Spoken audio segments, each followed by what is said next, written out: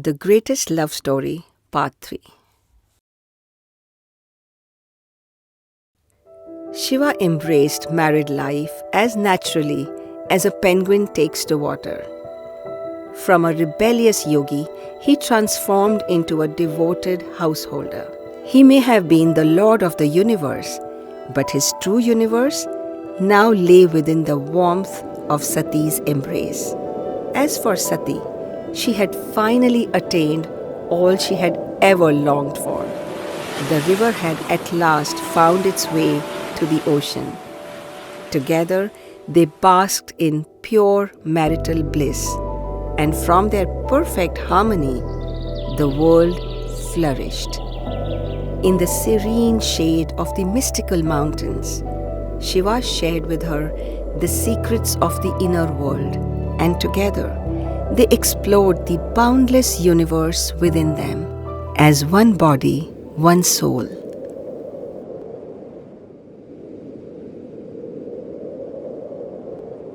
One day, Sati noticed a group of sages heading somewhere in high spirits. Curious, she inquired and discovered they were attending the grandest yajna the universe had ever seen. To her surprise, the yajna was being organized by none other than her father, King Daksha. Yet, everyone had been invited except Shiva and herself. Sati insisted on attending the yajna. After all, family didn't need formal invitations, and it had been far too long since she had seen her loved ones. Shiva, aware of the cunning nature of Prajapati Daksha, urged Sati not to go uninvited. But Sati's mind was made up. So, Shiva sent his Shivganas to accompany her and gently requested that she maintain her composure in the face of any insults Daksha might hurl at him. When Sati arrived at the royal palace, she saw that the entire cosmos had been invited. Devas, Asuras, Apsaras, Gandharvas, Yakshas, sages, kings and subjects, everyone was present except her beloved Shiva. Trying to brush aside her discomfort, Sati made her way to the ceremonial ground. But at the entrance, her eyes fell upon something that turned her calm expression into one of wild rage. Sati's eyes fell upon the most appalling sight. A grotesque caricature of Lord Shiva, mockingly placed as a gatekeeper. Every guest who passed by couldn't contain their laughter. Furious, Sati stormed into the chamber and demanded her father remove that offensive statue at once. But Daksh merely sneered.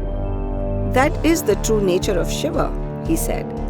"He may fool the world into thinking he is an exalted yogi, but this is what he really is."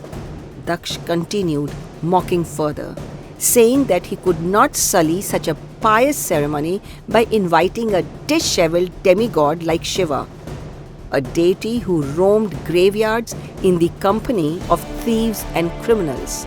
Sati's heart shattered. The cruelty of her own father, the insults hurled at her beloved Shiva, it was unbearable.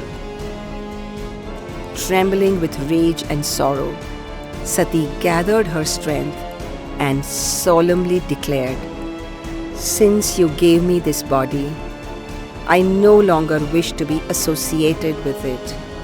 With those words, she sat on the ground and entered a deep meditative trance. Delving deep within herself, she summoned her inner fire. Channeling her energy through yogic power, her body erupted into flames, and the supreme goddess Shakti left her mortal body. The entire chamber fell into stunned silence, realizing the grave sin that had just been committed. A sin so unforgivable that it could not be atoned for, even in a million lifetimes. As realization dawned upon Daksh, with a trembling voice he managed to utter, "What have I done? What have I done?" One truth became clear to everyone in the ceremonial ground. No one could save them now from the wrath of Lord Shiva.